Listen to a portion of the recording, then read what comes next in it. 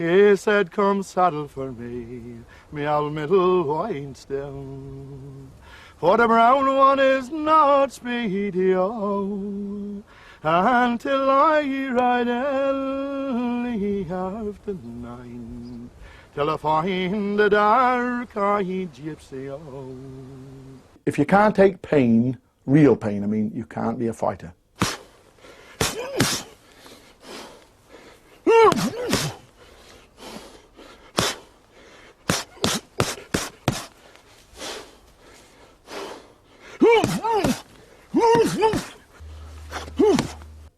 It's so violent I can't explain it to you. The fighting, I mean. When I get men in front of me, they try to kill me. They try to wipe me off the face of the earth. And the men behind them shouting to them, kill him, kill him, kill him. So, you know what I mean? There ain't no referee going to jump in, oh, he's got a cut over his eye. See what I mean? Stop it. There's a cut over his eye. There's no stop it. Not if you rip my heart out, they wouldn't stop it. Before me, there's always been kings of the gypsies. Before me, Uriah Burton, Big Just, was a king of the gypsies. And when he died, I inherited his title. I fought Johnny Fletcher. Then I become the champion of the gypsies, king of the gypsies. Among gypsies, like the Indians in America, there's breeds. My breed is the Gormans, the Furies, the Wilsons, the Kellys, the O'Neills, the Maguires and the Bryans. That's my breed. That's one entire breed. And I fight for them people. For the old men and the old women and the young women and the young men and the little children. For there came 3 gypsies singing at the horn. One sung loud and the other sung low. One sung loud and the other sung low, till he won the heart of the lady, oh. There's hard cases coming from all over the place to fight, and I was just fighting them all the time. It was a everyday occurrence. The main fighting is a stage fight, where it's organised, where the fight's organised, and the 2 men battle to the finish, to the end, under old London prize ring rules. But you can hit him with the elbows, you can hit him behind the back of the neck, and you can hit him in the kidneys, but not below the belt. A gypsy man wouldn't lie on his back, knocked out, for £1 million and let his breed down. Then Lord Cashley came home at 9, enquiring for his lady, oh.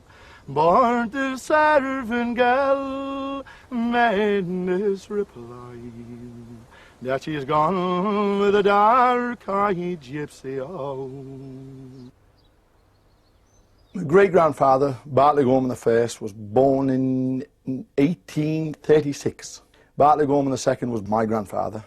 Then his son, Bartley Gorman III, was a champion of North and South Wales, gypsy. And Bartley Gorman IV, he didn't fight, he was a great lover. Bartley Gorman V, that's me. I'm the champion of the world. I started fighting when I was 10 years old, right up to now, and I'm 51. My dad, he took me to the gyms, and where I used to fight the big boys, and they used to hurt me so much I'd be crying. But during the time I was crying, I would still be fighting. I suppose really and truly that's the reason why I do fight, because of my father.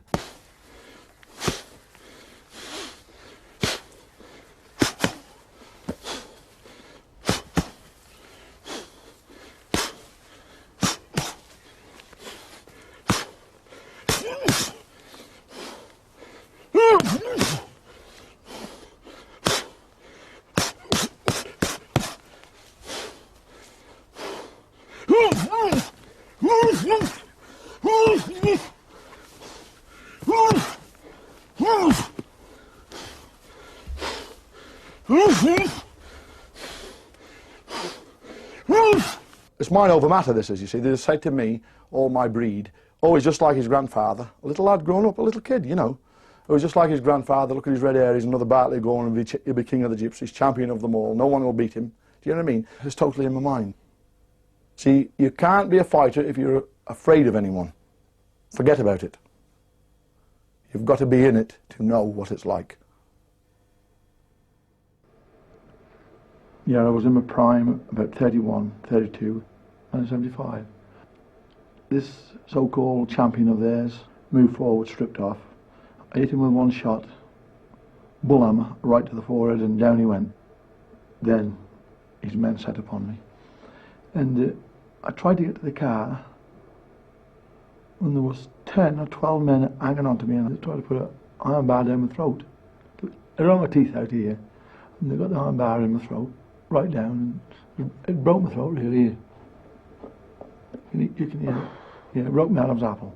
I kicked out, and I was kicking out, and they grabbed my leg, and as they grabbed my leg, they went up the side of us, straight up into my leg, and started sawing it off. My dad tried to keep it away from us, to hide it from us, but we knew some things were going on, but he tried to protect us. How do you see things going for your dad?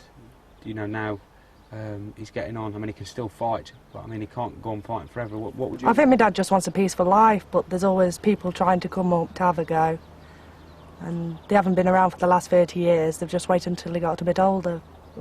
There'll always be somebody to try and have a go. We're a fighting breed, a fighting family. And what about your son? no, I don't have anything to do with this business. No, it's too violent. No, my dad doesn't want Sean to fight. He's protected Sean as well? Yes.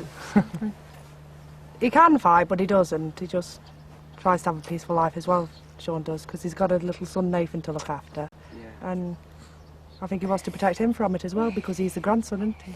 He said, haven't I given in you houses and land? And haven't I give you gold so free? And it's haven't I give you two lovely babes to maintain the heart of me lady, oh. For last night I did sleep in a goose feather bed, with me lord at the side of me. But tonight I will lie in this cold open tent, along with me dark-eyed gypsy, oh. Yes, tonight I will lie in this cold open field, along with the raggle-taggle gypsies, oh. When I say I'm retired, I'm retired. But there's no such a word as retired among the gypsies. I mean, unless I am on two sticks, walking with a frame, then they'd say, yes, he's retired. But if you look reasonable, you haven't retired. As long as I could be beaten, no matter what condition I was in, for them to say that they beat Bartley Gorman, it would be a feather in the cap. It's becoming a burden on me, Shane, yeah. This thing's becoming a burden on me. Heartache. A man can have pain in his heart as well as in his body through fighting. A lot of things has happened to me in my life. As I say, I wouldn't wish it on a dog. But anyway, I don't want to pity off anyone. As my father, he had a saying, my back is broad enough to bear it. No one knows me but me. Except God. God knows me. God knows me. And God knows all about me, and that's all that matters. I'm not bothered what anybody else think about me. Out there, this fighting, it's a stage, and I've got to play my part. I was born to play it. I must. That's my destiny. Live or die. That's my destiny.